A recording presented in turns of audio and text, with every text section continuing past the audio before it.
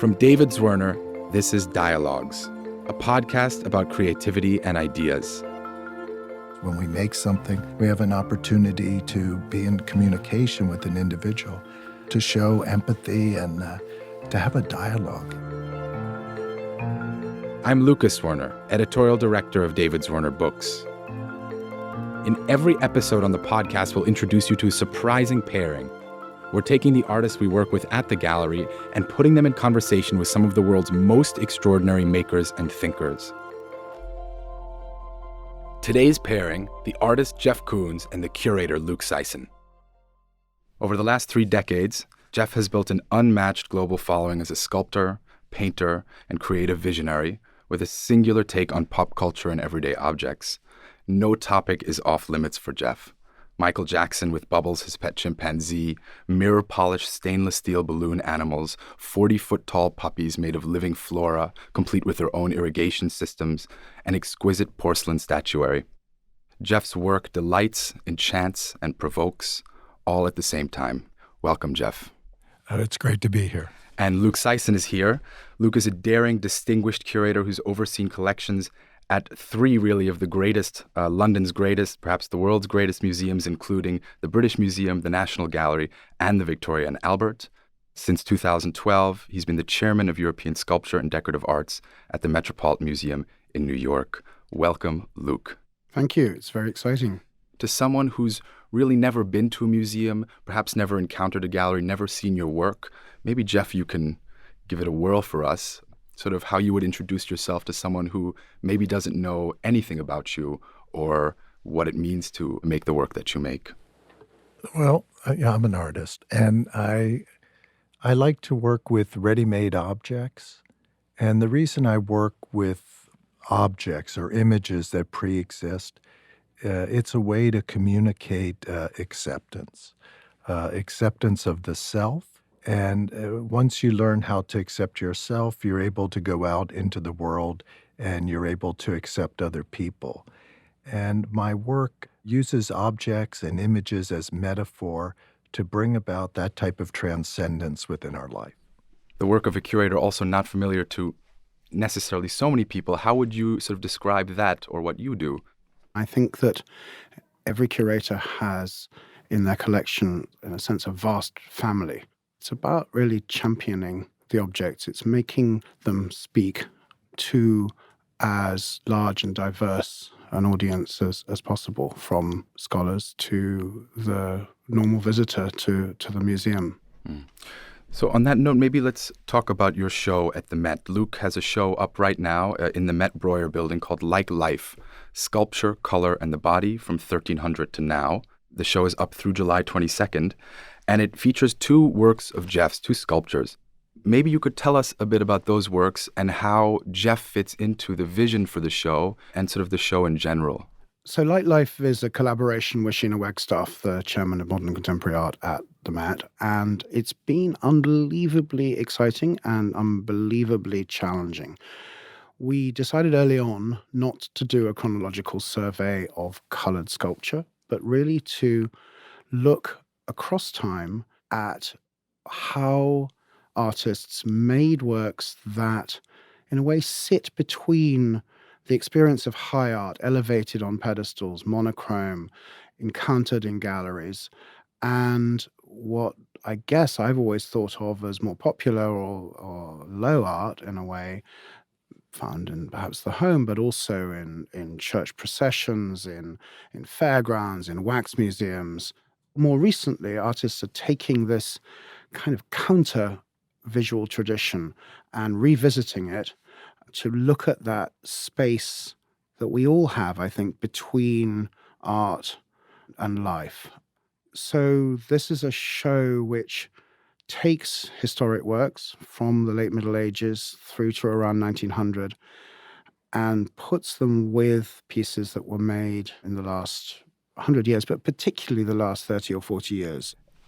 And how was it finding your work in the context of this show? So 2 sculptures, Michael Jackson and Bubbles, and Buster Keaton. Was that a conversation you had with Luc about which works to include? How did that unfold?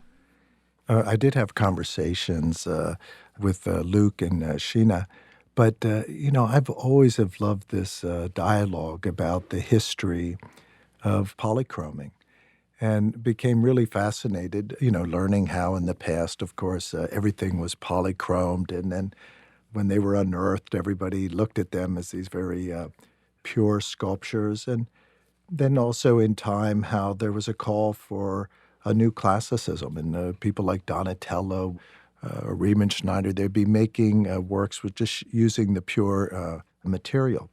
I love when the 2D and the 3D come together. I think that's really when art's at its most powerful.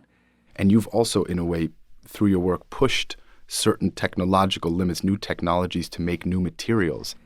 Technology has always been a wonderful tool, throughout history. And whether somebody's using a new type of drill to be carving marble or a new type of saw to carve wood.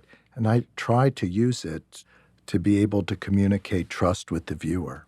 Steve Jobs did it with an iPhone or a computer to communicate trust. Artists, when we make something, we have an opportunity to be in communication with an individual, to show empathy and to have a dialogue. And I find all art metaphor for that opportunity to communicate.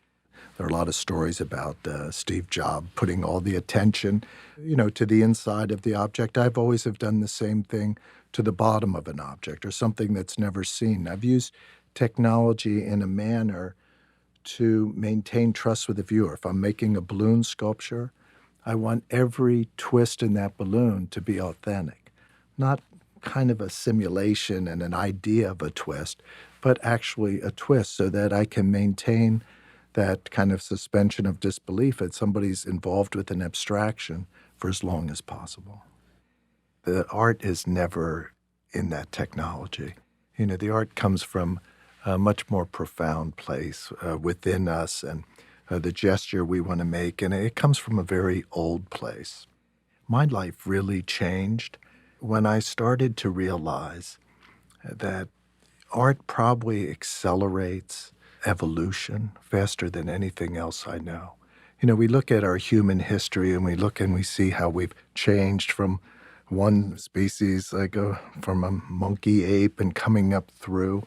And cultural life, this type of evolution, we can participate and accelerate our evolution. I think Michael Jackson in Bubbles is referencing this. And so when we open ourselves up to our history, it lets us really embrace our potential at a much more accelerated rate. I think above all, what the Met documents is the history of humankind's creative impulse. And I love what you've just said, because it hadn't occurred to me that this was a motor, in a sense, for evolution. But actually, I think that's a great notion. It's certainly, if nothing else, a symptom of evolution, and perhaps both. I think it's really interesting. So we come back to Michael Jackson and Bubbles, and I was wondering if you could just tell us a little bit about the piece itself. You said this beautiful thing about that acceleration of evolution being somehow embedded or implicit in this piece. In 1988, I had an exhibition called Banality, and Michael Jackson and Bubbles was one of the pieces from that exhibition. And the body of work was really trying to communicate to the viewer that their own cultural history is perfect. They're perfect.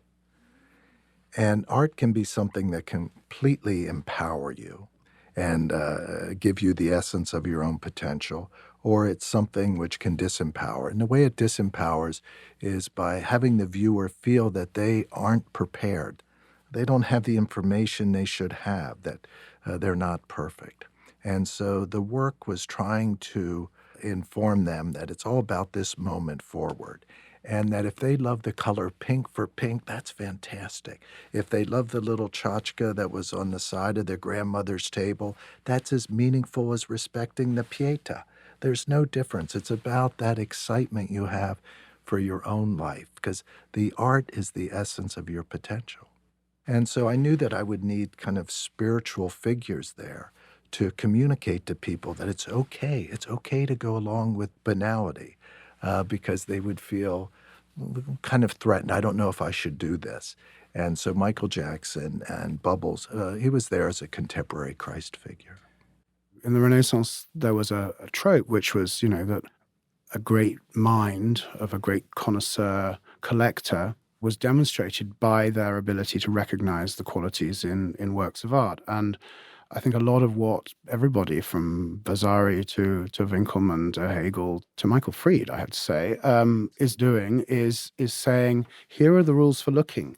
And, if you don't understand them, I'm sorry, mate, it's not for you. Whereas I think what your work does, and what a lot of the traditions that your work refers to, are about that breaking down of the barriers between elite and popular. And you're using a medium which, as you say, is both elite and democratic. And that's true of wood carving as well. It's not just the porcelain.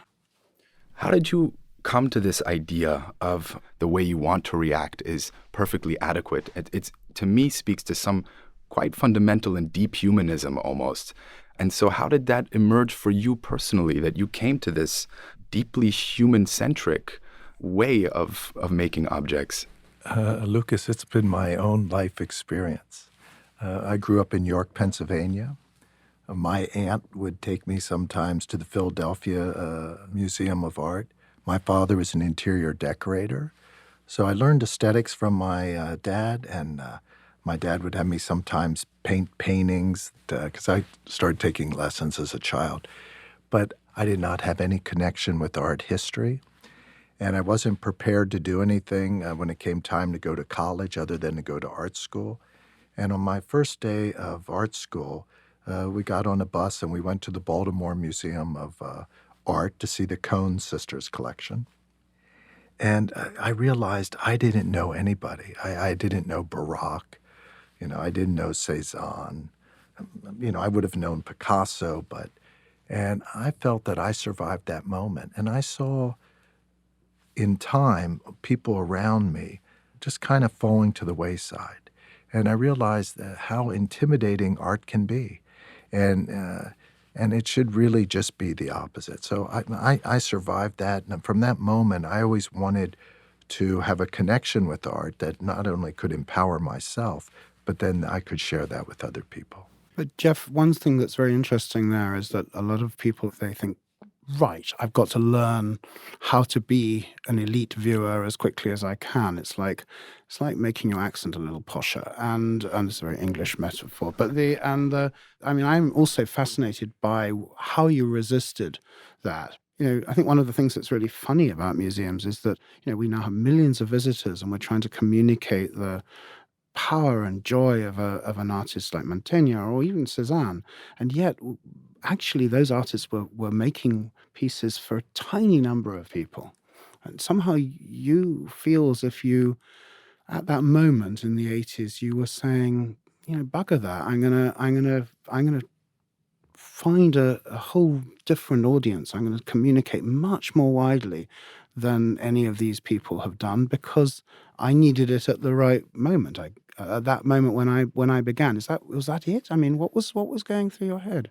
I think having kind of a liberal arts background in college, I went to Maryland Institute College of Art and the School of the Art Institute of Chicago, but taking some sociology classes, reading a little philosophy, enjoying Dada and surrealism. I started on this path of, being involved with personal iconography and going inward. And, a lot of the paintings that I would make would have been what I dreamt the night before. And so this kind of an inward journey.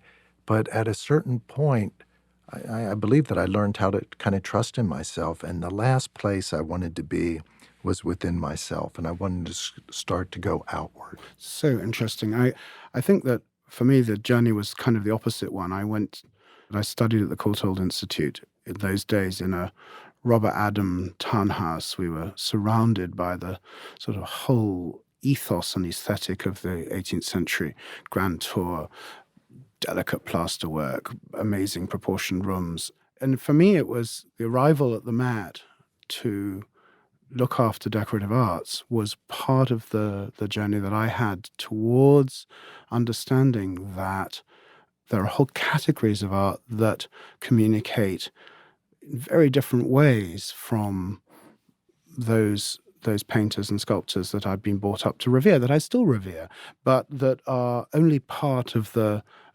story. And that's why I got interested in the art of the wax museum or the fairground or the church procession, because I think that actually, as a result, you understand also much more than about those revered figures, about Michelangelo, about Bernini, because you understand that they also operated with this kind of tension between the need to communicate broadly and the need to please their fat cardinal patrons. What I love about the Renaissance, which is my main period, is that tension arises between works of art that were meant to, for example, teach the stories of the Bible to the illiterate, and then the piece that only Lorenzo de' Medici was going to understand. One of the complications, of course, is that education is one of the great gifts. It's one of the most amazing experiences. But of course, it introduces that voice that says what you're looking at is not high art or it's not good enough. How do you accept the education, as it were, the philosophy, the reading, the sociology, and maintain a sort of an ability to challenge that voice and really interact with things on your own terms? I would say it comes from mentors. And, of course, looking at art history and just speaking about, the richness. And for me, it's biological. I can look at some of the work that I made over the years, and I see how important kind of montage has been. And my understanding of my work and my interest, I believe that I'm more involved with kind of a biological montage. And so to feel a connection to Manet, it's not an art historical connection, it's a biological, it's part of my genes. But I remember after my banality show, a journalist asking me, aren't you afraid that it's going to leave you? And they were talking about art. And I thought, what an odd thing to ask somebody. So I thought about, well, what is it that, that an artist can do? What do I do? And I realized that the only thing that I do, or I think that you can do, is you have your interests. And you can focus on those interests. And if you do that, it connects you to the metaphysical and to a universal vocabulary, and you realize the abundance of information all around you. And whatever your interests are, you realize the connectivity to that. And so I try to keep everything in play. That's the ideal state, because when you don't make judgments, when you don't have hierarchies, when there's no discrimination, it removes anxiety and fear. And when you remove anxiety and fear, that's how you walk out of Plato's cave. That's how you achieve a higher level of consciousness. For me, beauty is the ability to give it up to something outside the self, to find it greater than the self. To me, that's beauty. Is there anything that takes you out of the self, like meditation or exercise or something like that? I like reality TV. Yeah, that's good. And I like everyday life. I have a family, and I enjoy family life. I love just the grounding aspect of that and the pleasure of trying to find stimulating situations for the whole family to do things, whether it's going to a baseball game or going to see something. Don't you think it's also about open-heartedness? I mean, that's what we've been talking about a lot, not shying away from experiences or the unfamiliar. I mean, I love Instagram. I love seeing the whole kind of ways of which people present themselves and the things that they love. And not everybody. I'm bored with pictures of cappuccino. But I do love, that whole vast opening out that the digital world has given us, that we, it's absolutely revolutionary. And some of these images that kind of come in and stimulate you. But I've bought things that dealers have put on their social media things for the Met. Listen up, everybody, on social media.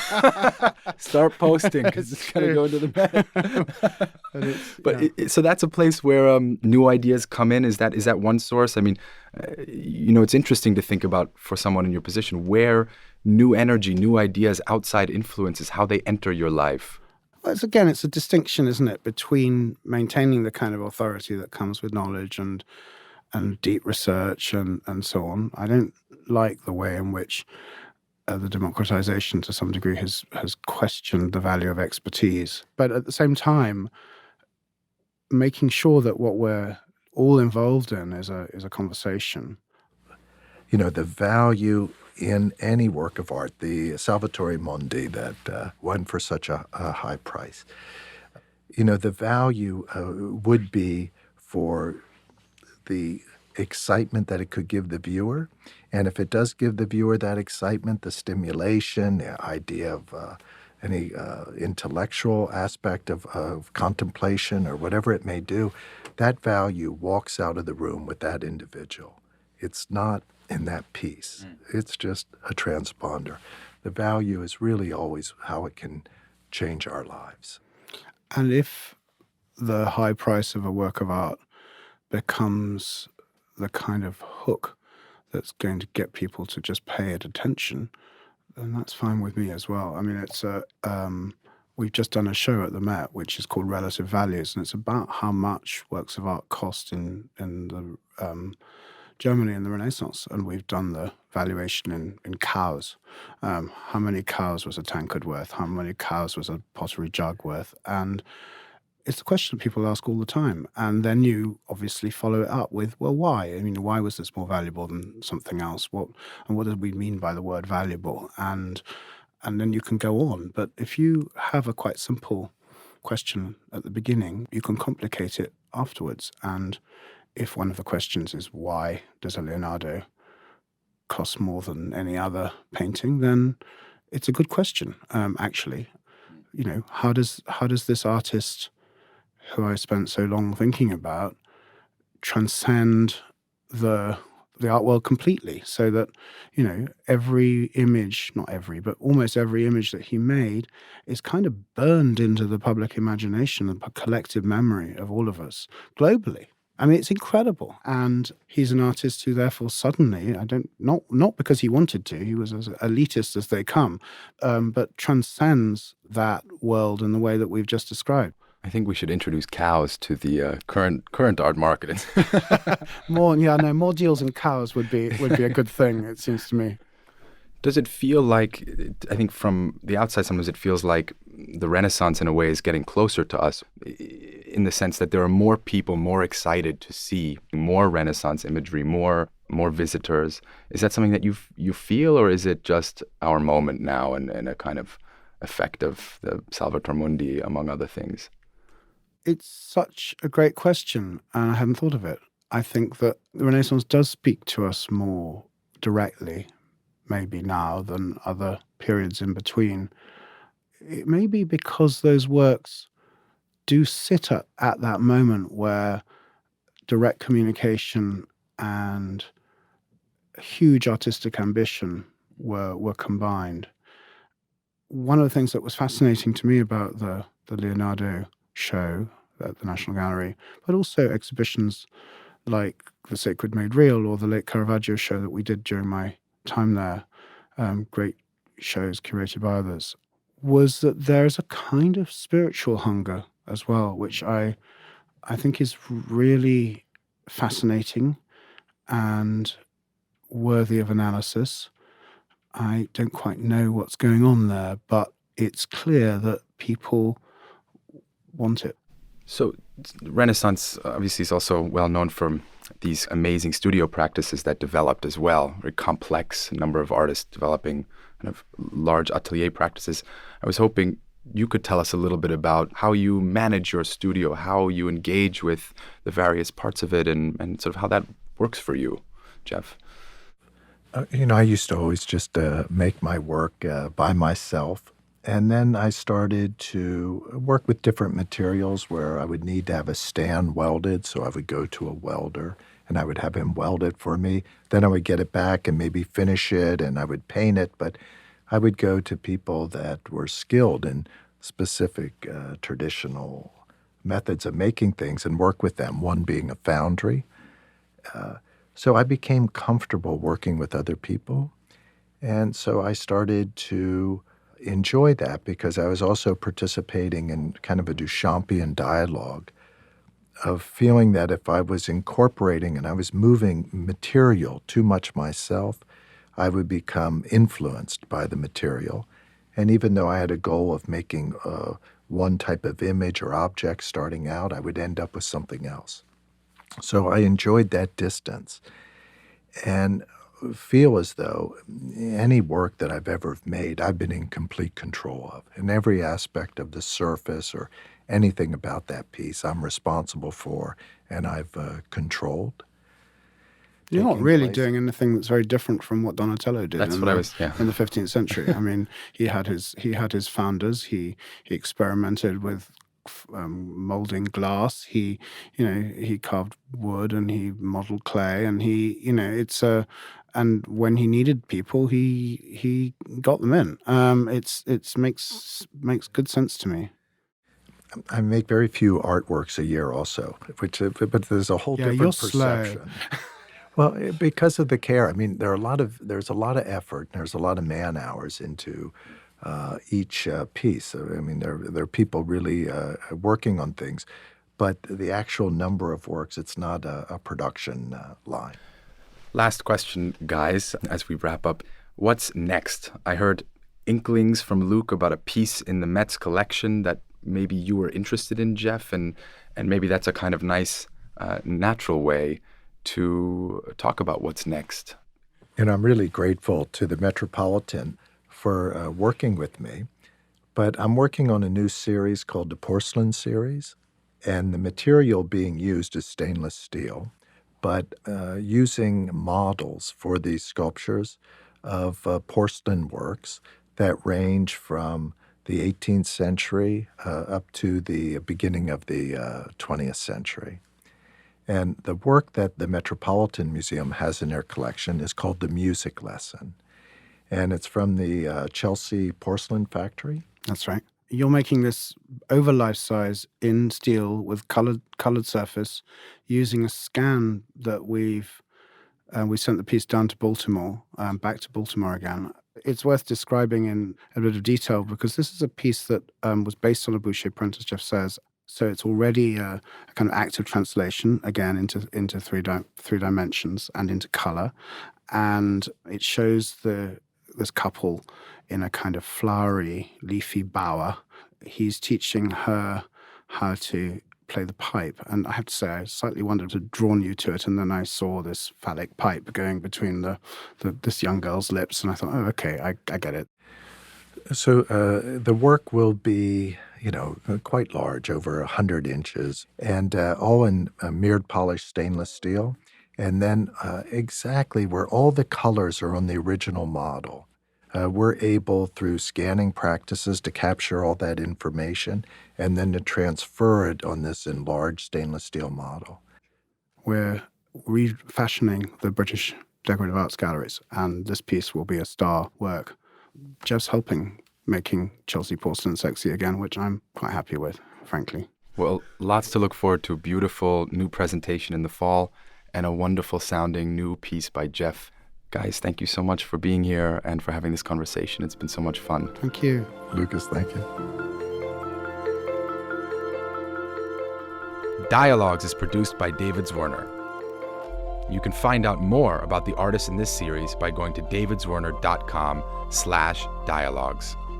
If you liked what you heard, please rate and review Dialogues on Apple Podcasts or wherever you listen. It helps other people discover the show. I'm Lucas Zwirner, and thanks so much for listening. I hope you'll join us next time. This podcast is a partnership between David Zwirner and Slate Studios.